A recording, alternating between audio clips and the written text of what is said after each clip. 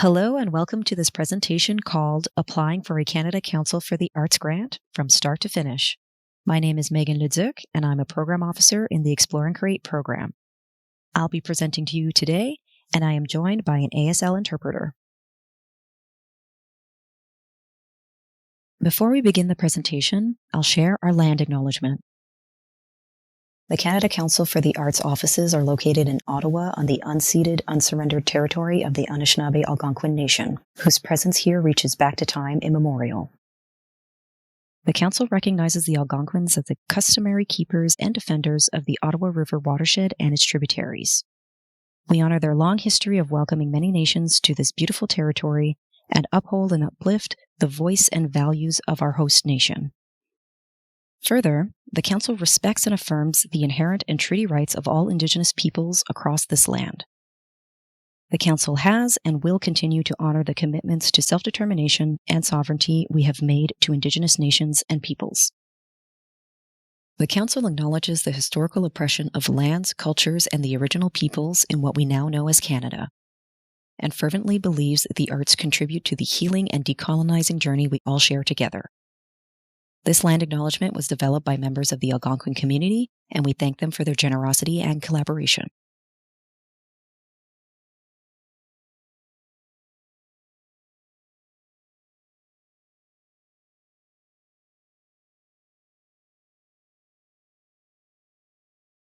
This presentation focuses on the granting basics.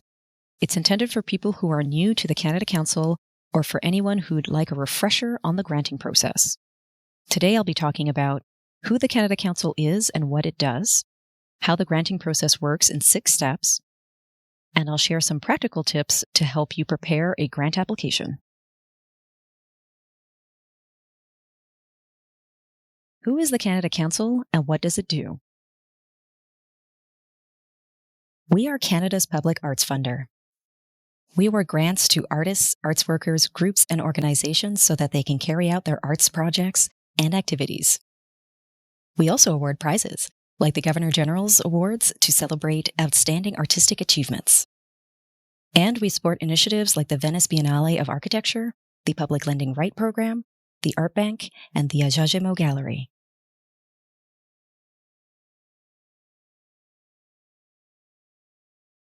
To apply for a grant or to be nominated for a prize, you must be a Canadian citizen or permanent resident over the age of 18, and you must be an artist, arts professional, or a member of a Canadian arts collective, group, or organization. I'm going to walk you through the 6 main steps of the granting process and explain what happens at each one. The steps are accessing the portal and creating your profile, reviewing your profile, submitting your application, application assessment, receiving results, and reporting. Step 1 in the granting process is creating your portal account. Think of the portal as your one-stop shop for interacting with the Council. Once you've created and logged into your account, you'll be able to look for funding opportunities, add applicant profiles and create grant applications, get notifications about grant results, and submit reports. Once you've created your portal account, you also need to create an applicant profile. A profile is how you tell the Canada Council who you are and what you do. You need an approved profile before you can apply for grants. There are different profiles and they each have specific eligibility criteria. Choose the one that best matches your activities and experience. You can get application assistance to help with this process if you are deaf, have a disability, or are living with mental illness, or if you are First Nations, Inuit, or Métis and are facing language, geographic, and/or cultural barriers.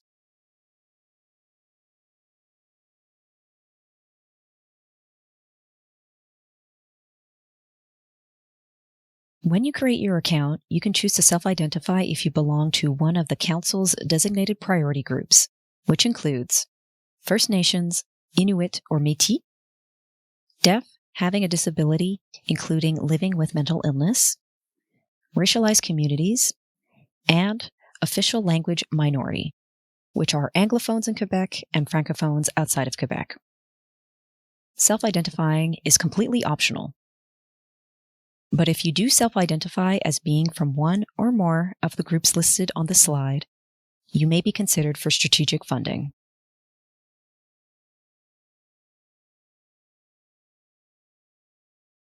When you submit an individual profile, you'll need to include your CV. We compare it against the eligibility criteria for the profile you've picked. We have some tools to help artists and arts workers prepare their arts and cultural CV. On our website, you'll find a guide for preparing your CV, a sample CV to show you what a finished one looks like, and an optional downloadable template. If you apply for a profile as an organization, we'll review your organization's mandate and activity history to see if it is eligible for the profile you've picked.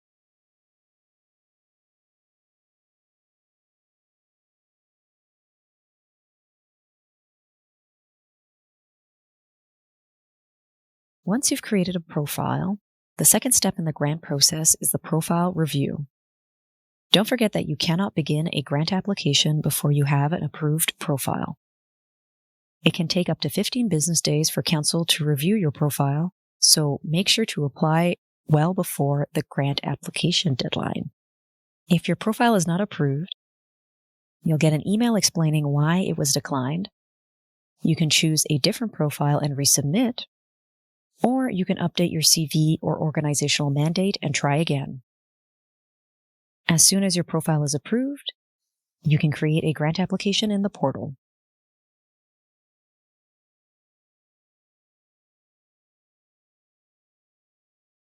This brings you to step 3, which is applying for funding. At this point in the process, you have a portal account, your profile has been approved, and now you need to decide on which grants to apply to. Our grants are organized into 6 main granting programs. Within each program, there are several funding components that support different types of artistic activities. So when you apply for a grant, you are applying to a specific component within a program. Keeping all that in mind, here is a quick run-through of the programs and types of support they provide. Explore and Create is where you'll find the components that support you to research, learn about, and to make new artistic work. The Engage and Sustain program is for arts organizations who bring programming and activities to the public. Creating, Knowing, and Sharing is a program made by, managed by, and is for First Nations, Inuit, and Métis peoples. It is based on an Indigenous-centered framework and funds a wide array of Indigenous-led artistic and cultural activities.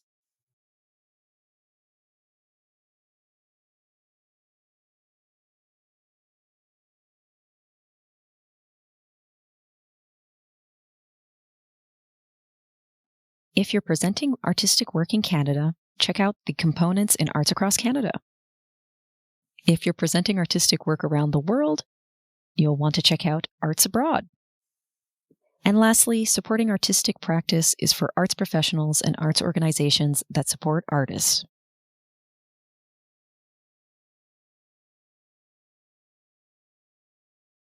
In addition to these 6 main programs, we award prizes to celebrate exceptional careers and achievements, the leadership of outstanding artists and researchers across Canada, and to promote international exchanges. Once you've identified the funding component that's the best fit for your project, read the guidelines, preview the application form, and the budget before you apply. These documents are available on our website and in the portal. These guidelines include links to important information such as annual application limits, deadlines, and notification of results. As of January 1st, 2024, we removed the limit to the total number of applications you can submit each year. Each funding component still has its own application limits, but now they also align to the calendar year. Deadlines can change from year to year. Check our website regularly to stay informed and contact us if you have any questions.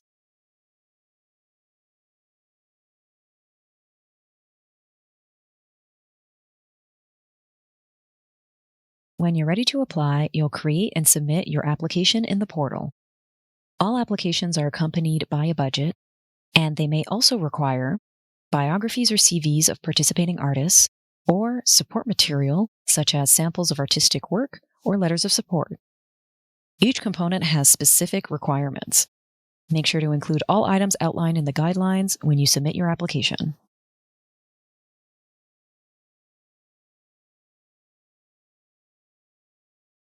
If you are deaf, have a disability, or live with mental illness, you can apply for access support. This support can be accessed in addition to your project grant and provides extra funding for support needed to carry out your project activities. Access support must be linked directly to your project activities. However, it does not fund daily living expenses. Some examples of eligible costs are sign language interpretation, a personal care attendant or support worker, a guide or visual describer.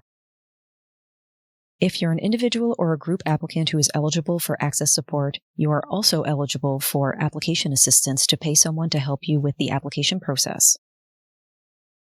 To find out more about access support and application assistance, contact the program responsible for your grant application.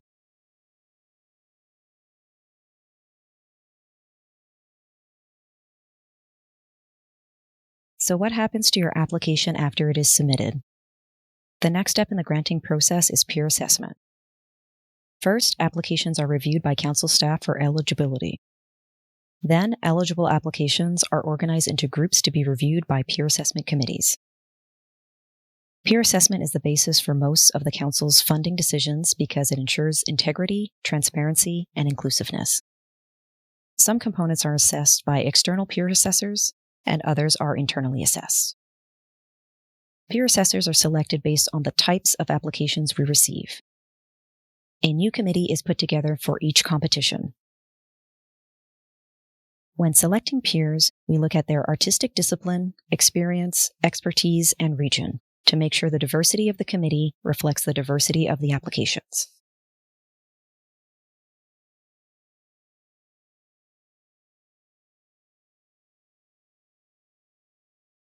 Peer assessors read all applications on their own and bring their input to the assessment committee meetings. The committee members work together to rank the applications. Nothing is decided without the full consensus of the group. Peer assessors evaluate your application by comparing it to the assessment criteria. When you're preparing an application, make sure to address the assessment criteria for the component you're applying to. For example, your project description should provide the committee with a clear understanding of the rationale behind your project. Connect the dots for the committee. Your project description, budget, and support materials should be consistent. A great way to learn more about this process is to become a peer assessor. It's a great professional development opportunity, and it gives you more context on how the decisions are made, which can be useful knowledge for preparing future grant applications. If you're interested, you can nominate yourself to be an assessor. If you need help, you can find a user guide in the resources section of the portal.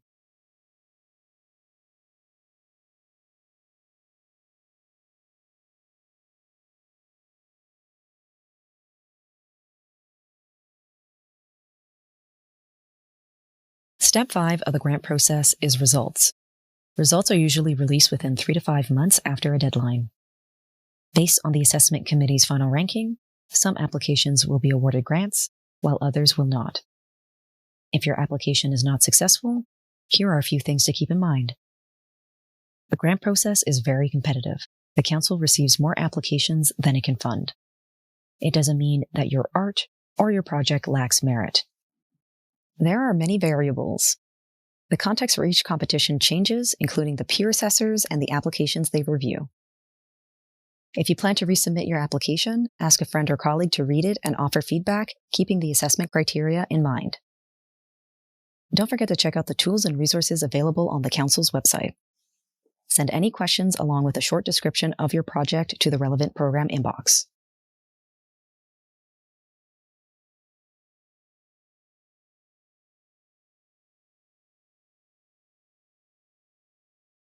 If your application is awarded a grant, you will have to accept your grant in the portal by the date indicated in your results package. Make sure your payment information is up to date so you receive your payment quickly. Remember to acknowledge the council in your promotional material when you carry out your project or activities. And don't forget, grants are taxable. There are different implications for individuals, groups, and organizations. You can read about this on our website.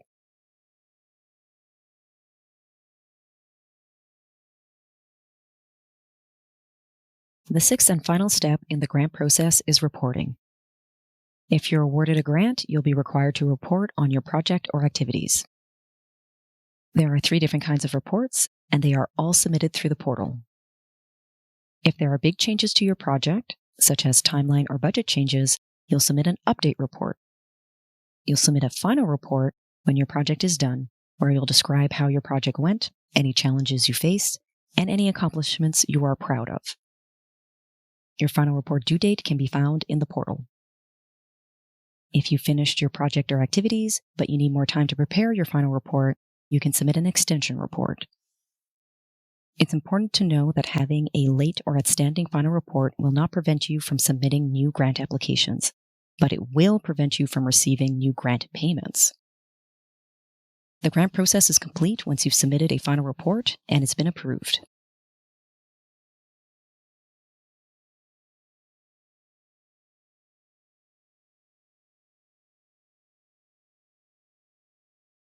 Now that you know about the granting process, here are some helpful application tips. Tip 1. Start your application as early as possible. Read the guidelines and send us questions well before the deadline. Remember, they change from year to year. Tip 2. Write in your own voice. Use plain language, avoid cliches and buzzwords. Tip 3. Provide context. Don't assume the assessment committee knows you, your work, or your artistic practice. Tip 4. Provide as many details as possible. Describe what you are doing and why you want to do it. Include information about who is involved in your project and why you are working with them. You can upload CVs, biographies, or written confirmation for any collaborators or partners. Tip 5. When it comes to support material, choose quality over quantity. Peer assessors have up to 10 minutes to review it. If you submit too much, they may not be able to review everything. Pro tips for support material. Only include items that are relevant to your application. This can include current or previous work or activities, or works in progress. Always test your support material before submitting. Check that your links work and stay active until you receive your results. And make sure it is formatted correctly. Lastly, tip 6. Get feedback from a trusted friend or colleague. Ask them to read your application and provide constructive feedback with the assessment criteria in mind.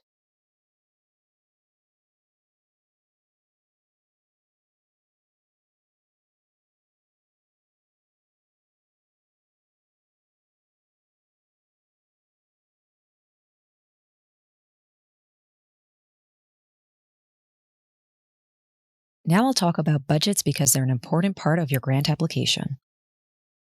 When the committee reviews your application, they want to see that your budget is reasonable and support your project's needs. What you outline in your application should be reflected in your budget. Your budget should demonstrate that you've included the relevant costs needed to carry out your project, that your project has support from other resources when required, and that the artists involved are being paid professional fees. Your expenses, which are your project costs, and your revenues, which are how you're going to pay for those costs, must be the same amount. In the end, your budget should balance. Some additional pro tips. Even though the budget form says that the budget notes are optional, most peer assessors will tell you to always include them. The notes help the committee better understand how you plan to use your grant. And finally, make sure to include the requested Canada Council grant amount in the revenue section of your budget.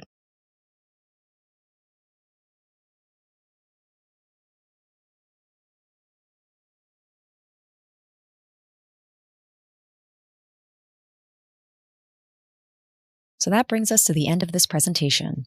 We hope you found it useful. If you'd like more information about the Canada Council, the granting process, or tips, go to our website at canadacouncil.ca. If you have questions, you can reach us at canadacouncil.ca/contact. Thank you for watching.